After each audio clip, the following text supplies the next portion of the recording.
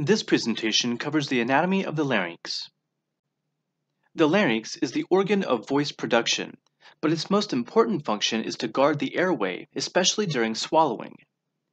In total, the larynx is composed of 3 paired cartilages and 3 larger unpaired cartilages. The main cartilage of the larynx, shown here by the X, is the thyroid cartilage, which is shield-shaped. This cartilage is open in the back and is formed by 2 laminae that fuse in the midline, shown here. Where the laminae fuse, there is a bump, referred to as the laryngeal prominence. You know this colloquially as the Adam's apple. The laryngeal prominence is much larger in males and oftentimes goes unnoticed in females, though it is still present. Extending from the posterior aspect of the thyroid cartilage are the superior and inferior horns. Here's a superior horn from an anterior perspective, and from this lateral view, here's the superior horn. The inferior horn of the thyroid cartilage is shown here. The inferior horns in particular articulate with the cricoid cartilage below, and they form the cricothyroid joint. Both gliding and rotational movements are permitted at the cricothyroid joint, which helps to change the length of the vocal folds. The cricoid cartilage, shown here by the X, is a signet ring-shaped cartilage located just below the thyroid cartilage. Although the cricoid cartilage is much smaller than the thyroid cartilage, it is thicker and stronger, and is the only complete ring of cartilage to encircle any part of the airway. Immediately below the cricoid cartilage is the start of the trachea, shown here. The third unpaired cartilage is the epiglottis, shown here, and recalled from previous presentations that the epiglottis is secured to the root of the tongue by the glossoepiglottic folds, shown here. The epiglottis helps to prevent food contents or liquids from being aspirated. If the epiglottis fails to adequately protect the laryngeal inlet, then food contents or liquid can become aspirated into the larynx. In just a moment, you'll see what aspiration looks like on a barium study. But before you take a look at this short video, let me first orient you to some of the key landmarks in this image. Here, for example, is the mandible. This is the lower jaw. Immediately below the mandible is the hyoid bone, which floats in the upper neck. Posterior to the hyoid bone, you can visualize the epiglottic cartilage. Below the hyoid bone is the thyroid cartilage, and below that is the cricoid cartilage. Recall that both the thyroid and cricoid cartilage make up the majority of the larynx.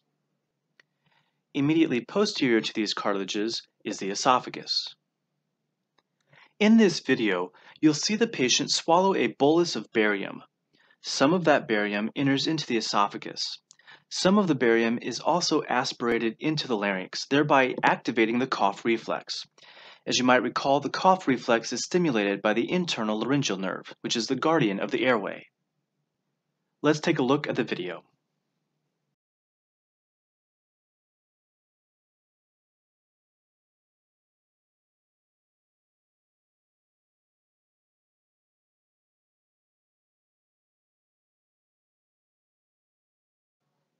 The larynx is suspended from the hyoid bone, shown here, by the thyrohyoid membrane, shaded in green. Notice the lateral opening in the thyrohyoid membrane for the passage of both the internal laryngeal nerve and the superior laryngeal artery. This is how this neurovascular bundle enters into the larynx. In the midline, extending from the body of the hyoid bone to the laryngeal prominence, is a thickening of the thyrohyoid membrane called the median thyrohyoid ligament. Spanning between the cricoid cartilage and the thyroid cartilage is the cricothyroid membrane, shown here. And again in the midline is a thickening of this membrane referred to as the median cricothyroid ligament. Recall from the anterior neck presentation that during an emergency cricothyrotomy, a surgeon or emergency physician pierces the median cricothyroid ligament in order to gain access to the airway below the level of the vocal folds. Of the 3 paired lesser cartilages, the arytenoid cartilages are the most important. Here's an arytenoid cartilage. These cartilages are pyramid-shaped and they sit on top of the posterior aspect of the cricoid cartilage. The arytenoid cartilages are important because the vocal ligaments attach to the anterior projecting vocal processes, as shown here. These cartilages also have muscular processes to which muscles attach in order to pivot the arytenoid cartilages. The pivoting of these cartilages allows for the space between the vocal folds to be opened or closed. Let's suppose that you are placing an intubation tube in a patient. Upon entering the laryngeal inlet, also known as the adytus, the tube enters into the purple shaded area, which is called the supraglottic space. It's also known as the laryngeal vestibule. The inferior boundary of the laryngeal vestibule is the vestibular folds, shown here, which are also known as the false vocal cords. The transglottic space, shaded here in green, is situated between the false and true vocal cords. Notice that the false vocal cords sit immediately above the true vocal cords, which are also known as the vocal folds. Also notice the mucosa-lined pouches that extend laterally from the transglottic space. These lateral evaginations are referred to as the laryngeal ventricles, shown here. Shaded in pink is the subglottic space, also known as the infraglottic cavity, which is situated between the true vocal cords above and the bottom of the cricoid cartilage. During a cricothyrotomy procedure, an endotracheal tube is passed directly into the infraglottic space through the cricothyroid membrane, as shown here. Internally, the larynx is covered with mucosa, which forms membranes and folds between the cartilaginous structures. For example, the airy epiglottic fold, shown here, spans between the arytenoid cartilages and the epiglottis. Extending inferiorly from this fold along the internal surface of the larynx is the quadrangular membrane. This quadrangular membrane ends at the vestibular folds, which again are the false vocal cords. And as was briefly mentioned on the previous slide, the lateral outpocketings of mucosa between the false and true vocal cords are known as the laryngeal ventricles, shown here.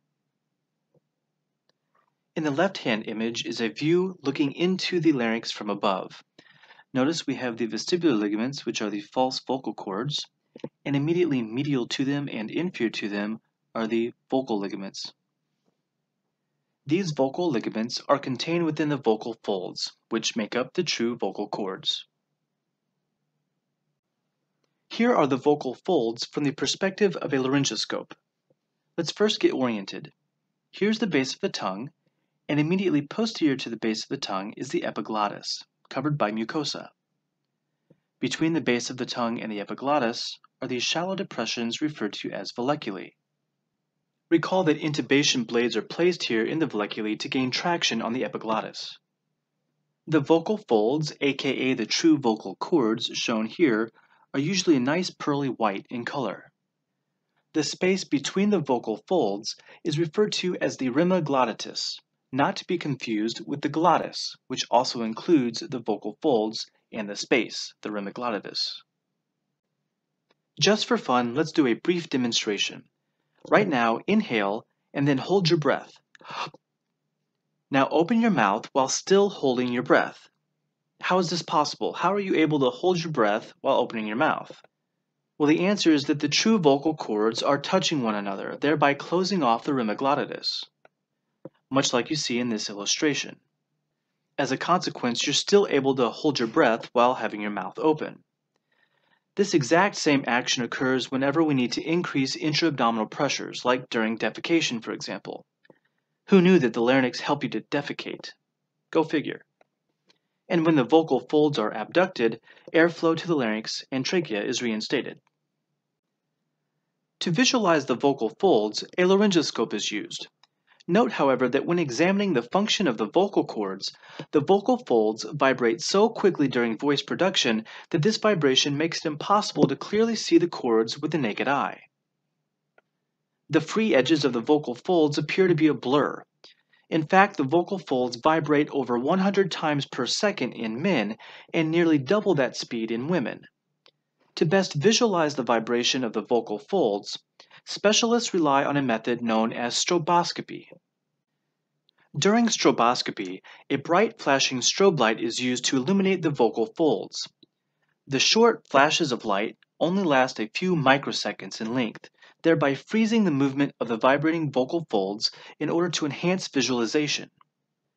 By taking multiple snapshots at different phases of the vibratory cycle, it is now possible to see details of the changing shape of the vocal folds over time.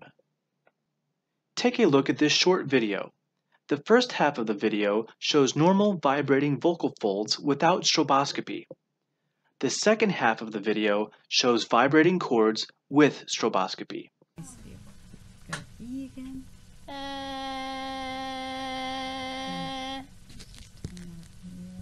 No, other way.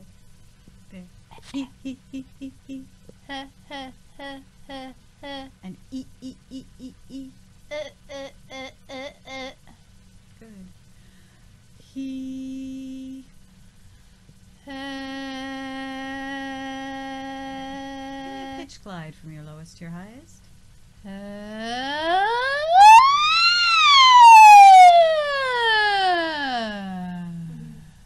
Nice. She likes this thing. Hey, Mikey. He. No vibrato.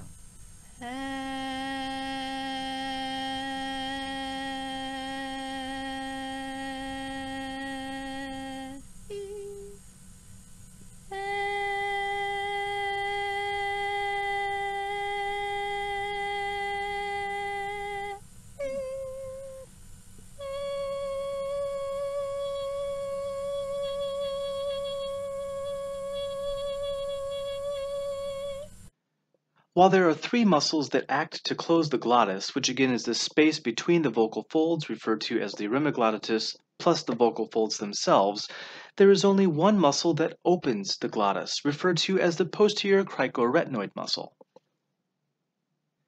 The posterior cricoretinoid muscles, shown here, pull medially on the muscular processes of the arytenoid cartilages. As such, they help to pivot the arytenoid cartilages in such a way that the vocal ligaments are abducted away from one another. And this abduction leads to a larger remiglottis, a larger space between the vocal ligaments. For our purposes, I'm not going to hold you accountable for the muscles in gray. These muscles largely adduct the vocal ligaments. Do know that the posterior cricoretinoid muscles are responsible for abducting the vocal ligaments. You know from prior presentations that the cricothyroid muscles, as shown here, are responsible for tensing the vocal folds by tipping the thyroid cartilage forward in order to produce a higher pitch.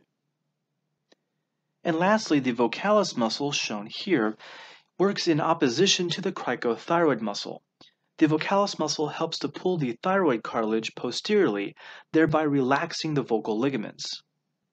This pulling of the thyroid cartilage helps to create lower tones in the voice. Here are the intrinsic laryngeal muscles from a slightly different perspective. Again, it is most important that you know the posterior cricoretinoid muscle opens the glottis by pivoting the arytenoid cartilages in such a way as to abduct the vocal ligaments. The lateral cricoretinoid muscle is going to oppose the action of the posterior cricoretinoid muscle by closing the glottis. In other words, it adducts the vocal ligaments.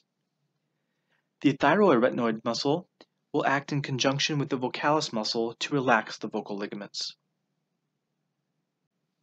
This slide reviews content that you received in the anterior neck presentation. Recall that the superior laryngeal nerve is a branch of cranial nerve number 10, the vagus nerve, and it divides into both an internal and external laryngeal nerve. The internal laryngeal nerve, shown here, is considered to be the guardian of the airway because it provides sensory information to the laryngeal mucosa above the level of the vocal folds. The internal laryngeal nerve is accompanied by the superior laryngeal artery and vein as they enter the larynx through the thyrohyoid membrane. Below the level of the vocal folds, sensory information from the laryngeal mucosa is carried through the recurrent laryngeal nerves, shown here. The recurrent laryngeal nerves also provide motor innervation to all of the intrinsic laryngeal muscles, except for the cricothyroid muscle, which receives its innervation from the external laryngeal nerve, as shown here, which is a branch of the superior laryngeal nerve. Technically speaking, Once the recurrent laryngeal nerves cross the level of the cricothyroid joint, they change names to become the inferior laryngeal nerves. For our purposes, we will use these terms synonymously. We'll consider recurrent laryngeal nerve to be the same as inferior laryngeal nerve. This concludes the presentation on the larynx. As always, happy studying!